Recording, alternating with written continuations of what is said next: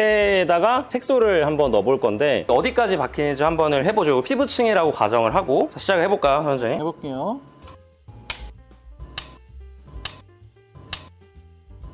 모든 부스터 혹은 모든 약을 장전할 수 있는 게 아닙니다. 여기에 장전할 수 있는 농도를 맞춰야 되고 맞는 부스터를 선택해야 되기 때문에 어렵다면 어려운? 큐어짓이 있는 병원에 가는 게 중요한 게 아니라 이런 것들이 명확하게 구분할 수 있는 병원에 가셔서 시술을 하셔야 돼요. 그래야 제대로 시술 받으실 수 있는 거거든요. 그래서 중요한 거는 이러한 기술을 어디에 쓸 수 있느냐 하는 건데 진짜 다양하게 사용할 수 있습니다. 첫 번째로, 여러분들은 왜 얼굴에 화장품을 바르고 피부과 시술을 받으시죠? 피부가 좋아지고 싶어서 하고 계신 거 아닌가요? 근데 조금 더 정확하게 말씀드려보자면 피부에 좋은 물질을 넣어주고 싶은 마음, 화장품도 바르고 그래서 시술도 받고 하시는 거라고 할 수 있는데, 결론부터 말씀드리면 화장품으로 피부에 좋은 물질을 넣는다? 이거는 진짜 말도 안 되는 이야기고요. 그러면 어떻게 해야 되냐? 피부에 직접 넣어주는 방법밖에 없습니다. 그래서 우리가 뭐 주사 같은 것들도 하고 많이들 하는 스킨부스터 형태가 있는데, 다른 장비들보다 효과적으로 우리 피부에 좋은 물질을 넣어줄 수 있는 장비가 있어서 오늘은 여러분들에게 그 장비를 소개시켜 드리려고 합니다.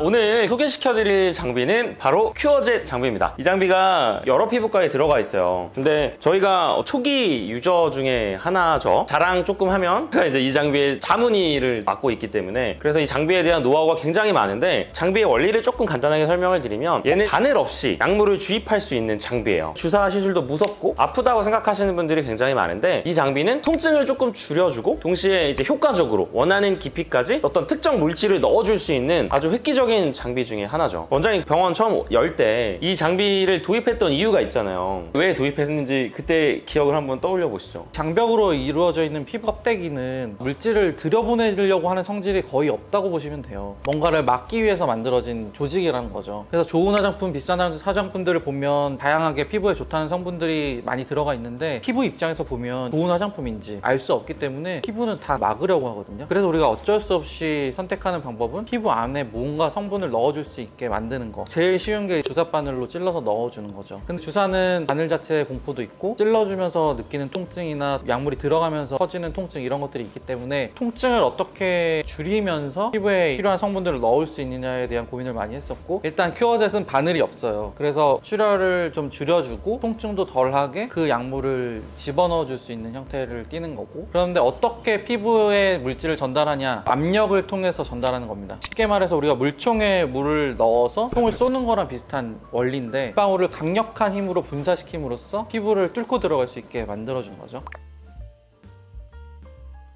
우리 서영자님이 실험을 한번 해볼 건데, 폐를 하나 준비를 했어요. 폐에다가 색소를 한번 넣어볼 건데 어디까지 박히는지 한번 해보죠. 피부층이라고 가정을 하고. 자, 시작을 해볼까요, 서영자님? 해볼게요.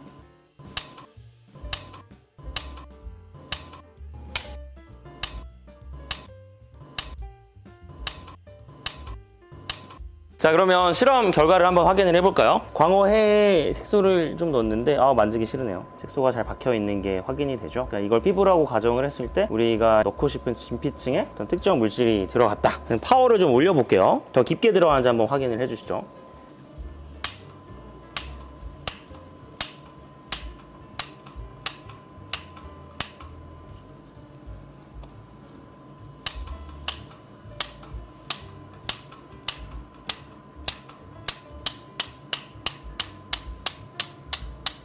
좀 더 강도를 올려보니까 이 뒷면까지도 약물들이 침투되는 것들이 좀 보이실 거예요. 물론 폐의 두께에 따라서, 성질에 따라서 들어가는 깊이를 좀 조절할 수도 있다, 이렇게 보시면 될 것 같아요. 그래서 보시는 것처럼 무조건 우리가 깊은 층에 찔러 넣는다고 이게 효과가 있는 게 아니거든요. 우리가 원하는 진피 혹은 진피 하층에 정확하게 약물을 침투시킬 수 있게 적절한 강도, 적절한 약물을 넣을 수 있는 노하우들을 하는 게 좋고, 보통 저희가 강도도 조절할 수가 있고 들어가는 속도, 그리고 들어가는 약물의 양, 그리고 들어갈 때 각도를 수직으로 쏠 건지 아니면 뭐 눕혀서 쏠 건지, 이런 거에 따라서 깊이를 조절하게 됩니다.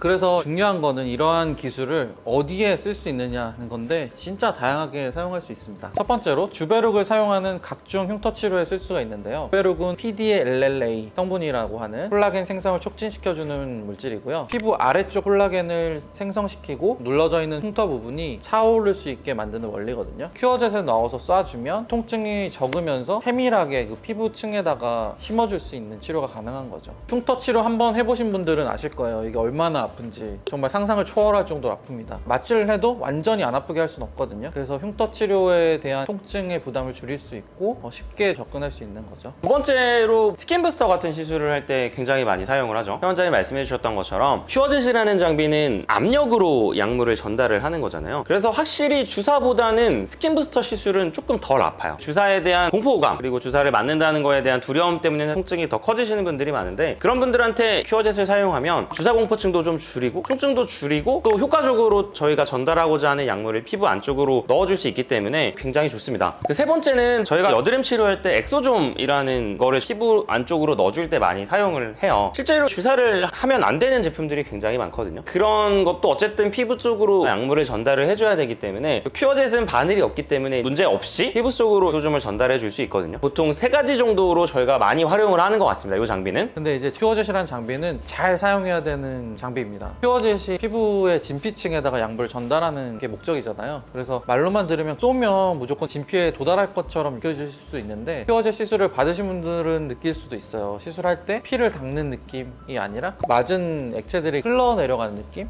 그거는 큐어젯을 잘못 사용하는 거고 부스터 효과를 거의 보지 못하는 거기 때문에 솔직히 말해서 시술이 제대로 안 된 겁니다. 그래서 제트라고 하는 것들이 형성이 되어서 진피까지 약물을 들어갈 수 있을 정도의 강한 압력이 받아야 되는데, 이런 제트를 만드는 것 자체가 노하우가 필요하거든요. 마치 우리 10년차 특공대원이 사용하는 총이랑 막 갓 군대 들어온 훈련병이 사용하는 총 자체는 똑같을 수 있어요. 근데 둘 중에 한 명하고 전쟁터에 간다고 하면은 저라면은 특공대원이랑 갈 것 같아요. 이게 무슨 말이냐면 장비도 중요하고 하지만 이 장비를 잘 이해하고 정확하게 사용을 할 수 있어야 효과가 나오는 장비가 큐어젯이라는 거죠. 실제로 저희도 초반에는 굉장히 쓰는데 고생을 많이 했고, 이 약물이 나가는 팁이 계속 교환해야 되고 소모품인데 노하우를 얻을 때까지 숱하게 소모를 많이 했습니다. 그래서 실제로 다른 병원에서 치료를 받고 저희 병원에 오신 분들 얘기를 들어보면 분명히 똑같은 시술을 받았는데 이 장비를 사용하고 하나도 안 아프고 너무 시술을 편안하게 받았다고 하셔서 오시는 분이 있으세요. 어떻게 보면 이 장비의 한계라고 볼 수도 있어요. 모든 스킨 부스터, 모든 물질을 얘로 전달하기는 힘들어요. 그 물질이 가지고 있는 농도나 밀도나 이런 거에 영향을 굉장히 많이 받거든요. 그 얘기가 뭐냐면 제트를 만들기에 딱 적합한 정도의 밀도, 농도를 가질 수 있게 약을 조제를 해야 돼요. 그리고 어떤 색이 어떤 압력으로 눌러주냐 이런 것들이 저희가 선택을 해야 되는 거거든요. 근데 그거를 맞추는 게 쉬운 장비는 아니에요. 그래서 아까 엑소좀을 예를 들어 드려도 엑소좀을 믹스하는 방법들이 있는데 그거를 그대로 하면 약 하나도 안 들어가요. 그래서 저랑 성현 원장님이 이 장비를 처음 접하고 어떻게 하면은 약물 로스 없이 전달을 할 수 있을까, 이런 고민을 굉장히 많이 했는데, 그러면서 서서히 이 장비의 활용도가 더 높아져 갔던 것 같아요. 큐어젯이 있는 병원에 가는 게 중요한 게 아니라 어떻게 약물을 믹스하고 만들어내는지 그런 노하우를 가진 병원, 그리고 이 약은 큐어젯으로 됩니다 안 된다 이런 것들을 명확하게 구분할 수 있는 병원에 가셔서 시술을 하셔야 돼요. 그래야 제대로 시술 받으실 수 있는 거거든요. 그 점을 꼭 기억을 해주셨으면 좋겠어요. 저희는 자문이니까요.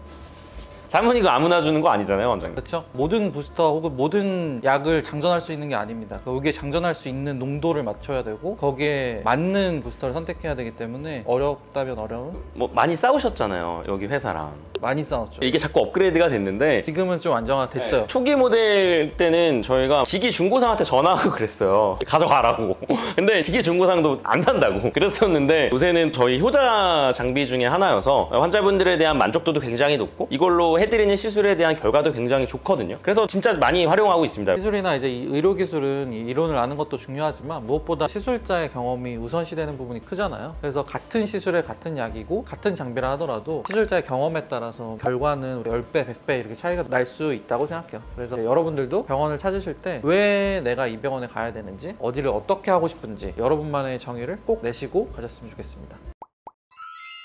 자, 그러면 큐어제 장비에 대한 설명, 그리고 어떤 약품을 전달할 수 있는지에 대한 설명, 이런 것들을 설명을 드렸는데 더 궁금한 것이 있으시면 댓글에 달아주세요. 저희가 바빠서 잘 못 달 때도 있기는 한데 항상 여유 있을 때마다 확인을 합니다. 지금까지 슬기로운 피부연구소였습니다. 네, 감사합니다. 감사합니다.